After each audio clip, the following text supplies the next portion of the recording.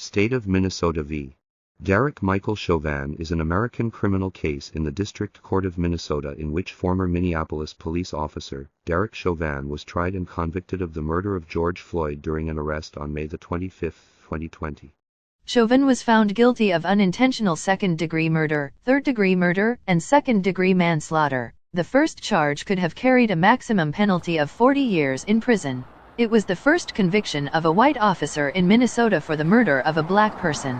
On June 25, 2021, Chauvin was sentenced by the trial judge to more than 22 years in prison for second-degree murder, 10 years more than the sentencing. The trial was held at the Hennepin County Government Center in Minneapolis, and it ran from March 8, 2021, through April 20. It was the first criminal trial in Minnesota to be entirely televised and the first in state court to be broadcast live. The trial received extensive media coverage, with over 23 million people watching the verdict being announced on live television.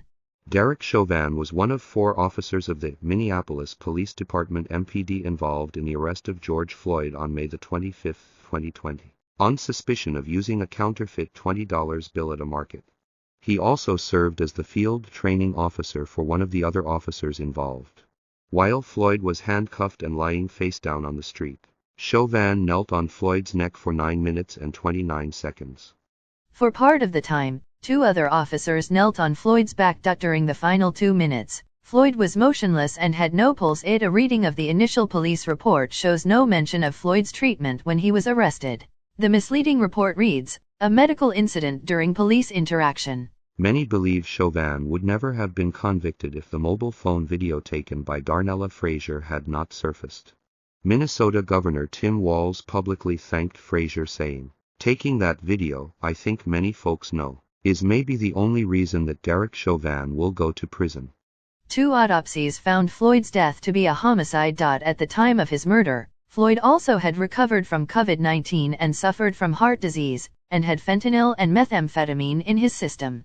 Chauvin was arrested on May 29, 2020, and initially charged with third-degree murder and second-degree manslaughter, making him the first white police officer in Minnesota to be charged with murdering a black civilian.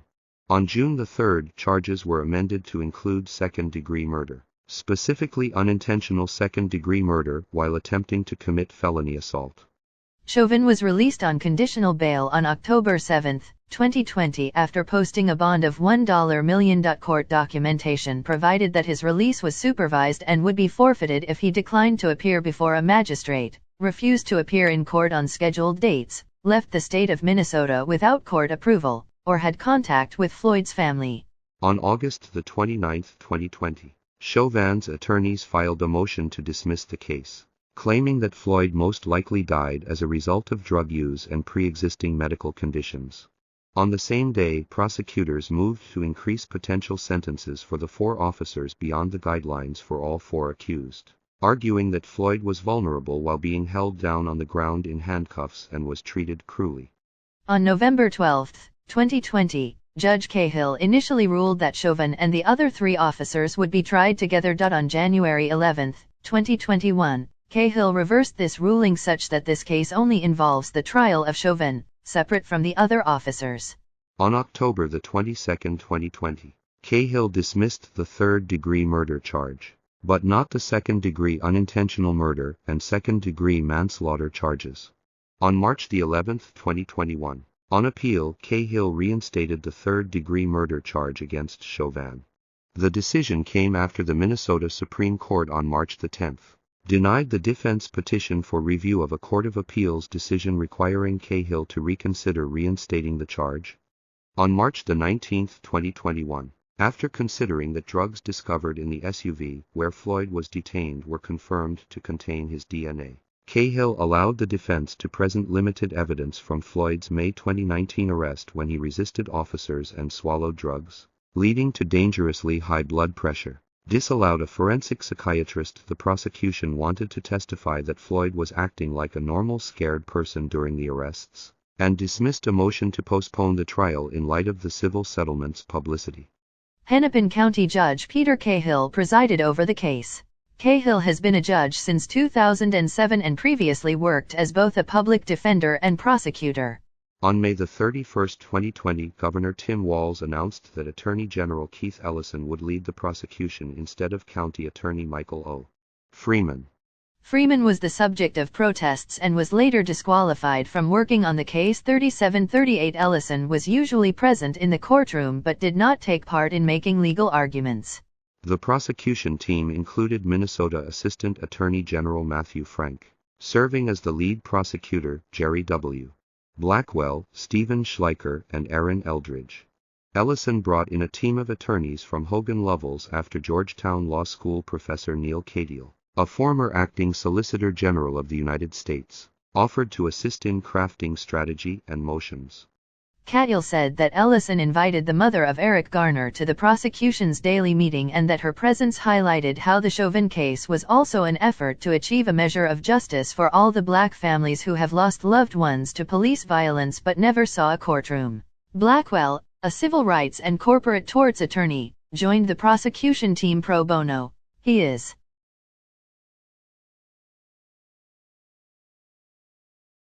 Chauvin was represented by defense attorney Eric Nelson, compensated by the Minneapolis Police and Peace Officers Association, which provides services to its members.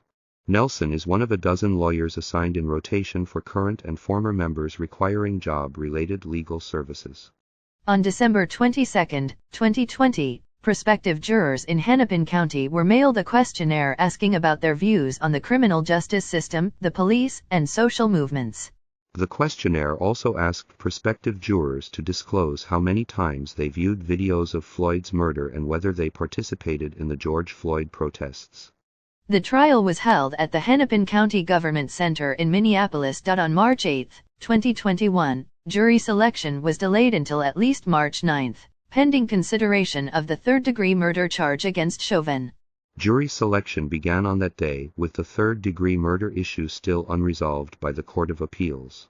During jury selection, prospective jurors were questioned about their views on Black Lives Matter, Blue Lives Matter, and defunding the police. Jurors were also questioned about Minneapolis' $27 million settlement with Floyd's family, with two seated jurors excused after news of the settlement changed their ability to be impartial. Some potential jurors expressed fear of retribution if they were to return an unpopular verdict. 12 anonymous jurors and 3 alternates were seated as of March the 23rd, with 6 white, 4 black, and 2 multiracial jurors selected. On the third day of trial, a juror had a stress-related reaction but declined medical attention. Opening statements from the prosecution and the defense were heard on March 29, 2021. Prosecutor Jerry Blackwell started opening statements saying that Mr. Chauvin betrayed his badge, while defense attorney Eric Nelson said that Chauvin did exactly what he had been trained to do. Nelson's opening statement drew attention to the eyewitnesses who watched Floyd's death, who he characterized as an unruly and threatening crowd. The prosecution began its case on March 29, 2021 52, and rested on April 13 after 11 days of testimony from 38 witnesses. Prosecution witnesses. About 400 people were included on a list of prospective trial witnesses, but only 38 were called on to testify. The prosecution's witnesses were Jenna Scurry, a 911 dispatcher who received the call about Floyd using a counterfeit bill. She viewed Floyd's arrest via live video, and was concerned about the manner of his arrest, leading her to call a police sergeant about the arrest. Alicia Euler, a bystander who filmed Floyd's murder. Donald Williams II, a bystander and professional MMA fighter, who testified that Chauvin's kneeling on Floyd's neck was applying a blood choke, that Chauvin was shimmying to actually get the final choke in on Floyd, that the arrest procedure was torture, and that he called 911 on Chauvin because he believed he had witnessed a murder. Darnella Frazier and 3 other underage witnesses who witnessed Floyd's murder testified off-camera. Frazier is the witness who recorded the widely circulated video that challenged the initial police report. She testified that Floyd was terrified, scared, begging for his life, and saying "I can't breathe," while Chauvin just stared at us with this cold look. Genevieve Hansen, a bystander and EMT certified firefighter of the Minneapolis Fire Department MFD, who witnessed Floyd's condition and wanted to treat him, but was not allowed. Hansen said she saw that Floyd had an altered state of consciousness, because he was not responding to the painful stimuli of Chauvin's knee on his neck. She wanted to check Floyd for consciousness, start chest compressions as well as render other medical attention, but was denied access to Floyd by the police. Christopher Martin, an employee at Cup Foods who allegedly received the counterfeit bill from Floyd. Martin said it would appear that Floyd was high but that he was able to talk and communicate. Christopher Belfry, a bystander parked behind Floyd's SUV who began recording a video after seeing Officer Lane point a gun at Floyd. Charles McMillian, a bystander who had a conversation with Floyd when Floyd was in the police car.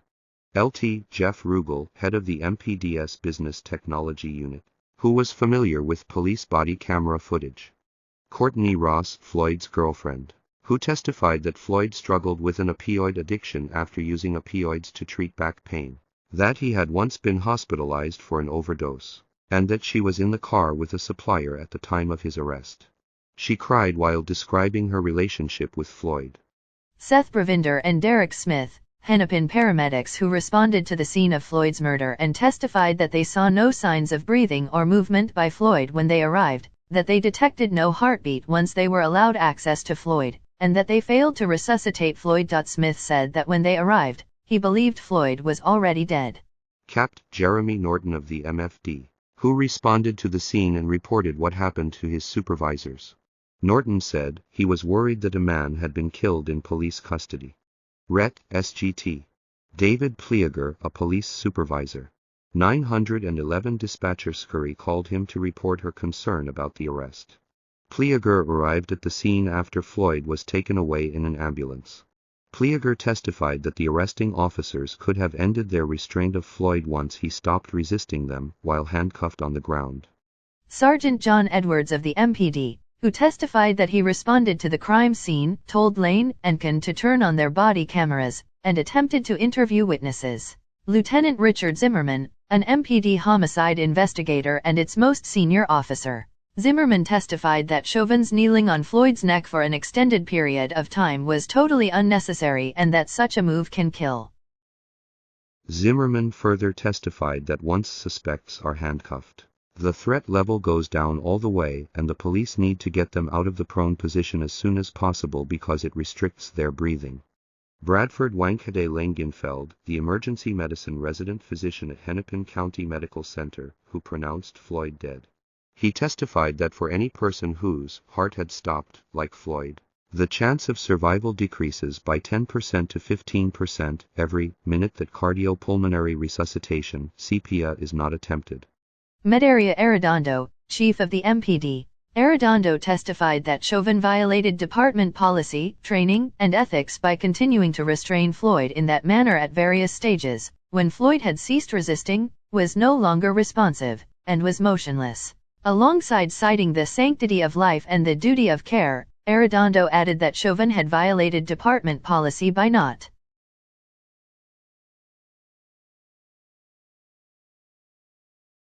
Inspector Katie Blackwell, who was the commander of the MPD's training division at the time of Floyd's murder. Blackwell testified that MPD policy was to train officers to use their arms to carry out a neck restraint on a suspect, instead of using an officer's knee like Chauvin did. She also testified that during the entirety of Chauvin's tenure with the department, MPD officers were taught about positional asphyxia, and hence instructed to move suspects onto their sides as soon as possible once they are under control. Sergeant Kerr Yang, an MPD crisis trainer who explained that listening is key to crisis intervention and that officers shall de-escalate when it is safe and feasible. Lieutenant Johnny Mercil, the state's expert on MPD use of force policy and training, testified that officers are trained to use the least amount of force to get control of a suspect and to de-escalate their restraint once the suspect is. Officer Nicole McKenzie, Medical Support Coordinator, is the state's MPD expert on medical issues. Defense attorney Nelson questioned her about organal breathing, which she explained as ineffective irregular gasps for air. Nelson questioned as to whether it can be confused with effective breathing during certain circumstances where there's a lot of noise, or a lot of commotion. She replied in the affirmative, but under further questioning by the prosecution when asked if a hostile crowd could excuse an officer from giving emergency medical aid, McKenzie replied, Yes, but only if an officer was being physically assaulted. She also testified that even if a person can speak, it does not suggest that they are breathing adequately. Sergeant Jody Steiger of the Los Angeles Police Department, a national expert on use of force by police. Steiger testified that the video showed Chauvin not changing the force he applied to Floyd's neck area during the restraint. 88. According to Steiger, no force was reasonable in that position where Floyd was prone and handcuffed. In that position, Floyd was not attempting to resist, not attempting to assault officers, kick, punch, opined Steiger. The pressure exerted by Chauvin's body weight in that position may cause positional asphyxia, and could cause death, said Steiger. Steiger testified that Chauvin executed a pain compliance technique on Floyd's wrist and knuckles, even though Floyd was prone, not resisting, and apparently unable to comply. This technique was applied for an excessive period of time. Although Steiger said that a name-calling crowd could be viewed as a potential threat, Steiger also testified that for the bystanders to Floyd's arrest, I did not perceive them as being a threat, as most of their verbal remarks were due to concern for Floyd. While Steiger agreed with defense attorney Nelson's assertion that police were trained to place a knee between the shoulder blades of suspects, Steiger disagreed with Nelson's assertion that Chauvin had placed his knee on Floyd's shoulder blades, rather than above them. Special Agent James Rayerson of the Minnesota Bureau of Criminal Apprehension (BCA) testified that he interviewed Minneapolis Chief Urdandos during the investigation into Floyd's murder. Mackenzie Anderson, a BCA forensic scientist who processed Floyd's SUV and the officer's squad car and tested 8 stains positive for Floyd's DNA, including 7 blood stains. Brianna Giles, a BCA chemical forensic scientist who testified that pills found inside Floyd's SUV contained fentanyl and methamphetamine. Susan Neath, a forensic chemist who testified that 3 pills found inside the SUV and squad car contained a fentanyl concentration of less than 1% and a methamphetamine concentration of 1.9 to 2.9%, whereas the majority of time Neath sees 90 to 100%. Martin J. Tobin, pulmonologist, critical care specialist, physiologist, and recognized expert in respiratory failure, who said lack of oxygen to the brain and heart led to Floyd's death. Tobin testified that Floyd died of low levels of oxygen caused by asphyxiation that resulted in brain damage and cardiac arrest, and that he did not die of a fentanyl overdose. Daniel Eisenschmidt, a forensic toxicologist who testified that the ratio of fentanyl to norfentanyl in Floyd's blood was 1.96 ng/ml, below the average of 9.05 in postmortem cases and 3.2 in DUI cases, adding that overdose victims rarely have norfentanyl in their blood. He also testified that Floyd's level of methamphetamine was in the bottom 5.9% of a sample of DUI methamphetamine cases. Bill Smock, a legal forensic medicine specialist, surgeon, and former emergency room doctor who testified that Floyd died from a lack of oxygen and not a fentanyl overdose. Lindsay Thomas, a forensic pathologist. She testified that there was no evidence that indicated that Floyd would have died that night except for the interactions with law enforcement. Thomas said that the many videos of Floyd's arrest did not show signs of a death from a fentanyl overdose, as those deaths typically feature a person becoming very sleepy and then peacefully stops breathing. The videos also did not show Floyd experiencing a sudden death, as from a heart attack. Andrew Baker, the chief Hennepin County medical examiner, who performed the official autopsy on Floyd's body. He testified that he stood by his autopsy finding that Floyd's death was a homicide caused by cardiopulmonary arrest complicating law enforcement subdual, restraint and neck compression. He said Floyd's heart disease, fentanyl intoxication, and methamphetamine use were contributing causes, but not direct causes because they did not cause the subdual or the neck restraint. He said he did not believe the neck compression he saw in the videos, which left no signs of injury, could have restricted air or blood flow to Floyd's brain, but that it contributed to physiological stress, increased adrenaline, and elevated blood pressure. Jonathan Rich, a medical expert in cardiology, testified that despite seeing coronary artery blockage in Floyd's heart, the heart is able to create new paths for blood to circulate, and he saw nothing to suggest that a cardiac event played a role in his death. He also testified that he saw no evidence to suggest that a drug overdose caused Floyd's death. Philones Floyd, younger brother of George Floyd, who recalled the close relationship between his brother and their mother. The final witness, Seth Stoughton, a law professor and former police officer, spoke as a use of force expert. Using the reasonable officer standard, he testified that Chauvin's level of force was disproportionate to the circumstances. No reasonable officer would have believed that this was an appropriate, acceptable, or reasonable use of force. Body camera footage from the 4 officers involved was entered into evidence and shown at trial. Shortly after Floyd was taken away in an ambulance, Chauvin's body camera shows him responding to a bystander who took issue with his kneeling on Floyd's neck. Chauvin responded to the bystander saying, "That's one person's opinion, we had to control this guy because he's a sizable guy. It looks like he's probably on something." Prosecutors also showed surveillance footage of Floyd at Cup Foods shortly before his murder. In a rebuttal to the defense's case on April 15, the prosecution called on Martin Tobin to testify again. Tobin, an expert in respiratory failure, disagreed with defense witness Fowler's contention that carbon monoxide from the squad car may have played a role in Floyd's death. Tobin testified that autopsy results showed Floyd's blood had an oxygen saturation level of 98%, meaning all there was for anything else was 2%, and humans normally have a blood level of 0 to 3% carbon monoxide at any given time. 100. The defense began its case on April 13, 2021. And rested on April 15 after 2 days of testimony from 7 witnesses. Defense witnesses. Chauvin decided not to testify in his own defense, exercising his Fifth Amendment right. The defense witnesses were Scott Creighton, a retired MPD officer who testified about a May 2019 traffic stop of Floyd during which he pointed his gun at Floyd because Floyd was unresponsive to commands to show his hands, adding that Floyd's behavior was very nervous, anxious during the previous incident. Michelle Mossing, a retired Hennepin EMS paramedic who assisted Floyd after his May 2019 arrest and testified about Floyd's high blood pressure, risk of stroke, and use of Percocets. Shawanda Hill, a passenger of Floyd's SUV who testified that Floyd was asleep after leaving Cup Foods, woke up briefly after Cup Foods employees approached, and woke up again after she tried to rouse him and told him the police is here. Peter Chang, a Minneapolis Park police officer who responded to the scene and testified that bystanders were very aggressive toward the officers.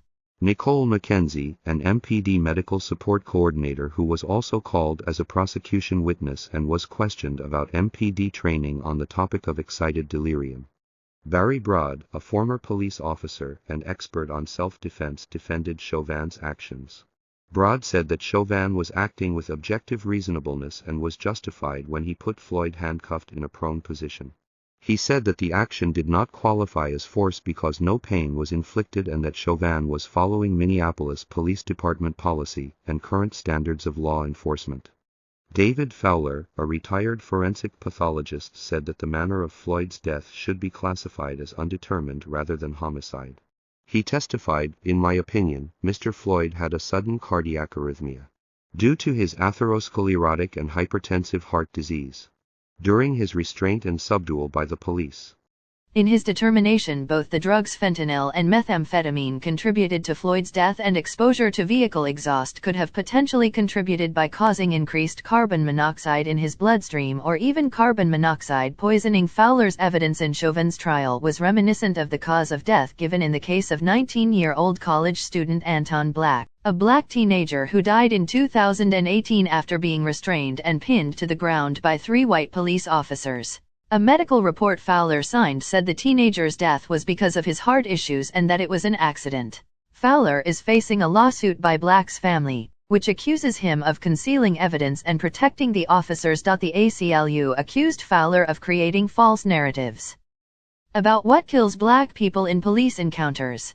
The New York Times reported that while trial judge Cahill tried to strictly limit Floyd's past acts and state of mind, saying they are not relevant to the case, defense attorney Nelson was allowed to open Chauvin's defense with a video of a May 2019 arrest of Floyd related to previous drug use, suggesting that it showed a pattern of behavior in which Mr. Floyd responded to the police by panicking, implying that he faked his response. Nelson had previously said in court, "Floyd's response goes to the very nature of this case and why public perception is what it is. The things that he is saying. I can't breathe. I'm claustrophobic. Calling out for his mama. Closing arguments were made on April 19, 2021, after Cahill announced on April 15 that the evidence is now complete for this case and instructed the jury. For the prosecution, Schleicher opened his statements saying his name was George Perry Floyd Jr., adding later that Chauvin's behavior wasn't policing, this was murder. For the defense, Nelson said that a reasonable police officer would understand this situation, arguing that Floyd was able to overcome the efforts of 3 police officers while handcuffed. For the state's rebuttal, Blackwell said that reasonable is as reasonable does, asking jurors to believe your eyes. After the arguments, Cahill read the final jury instructions, and the jury retired to deliberate. Jury deliberation began on April 19, 2021, following closing arguments. On April 20, the jury announced it had reached a verdict after 10 hours of deliberation. Chauvin was found guilty on all 3 counts, becoming the first white Minnesota police officer to be convicted of murdering a black person.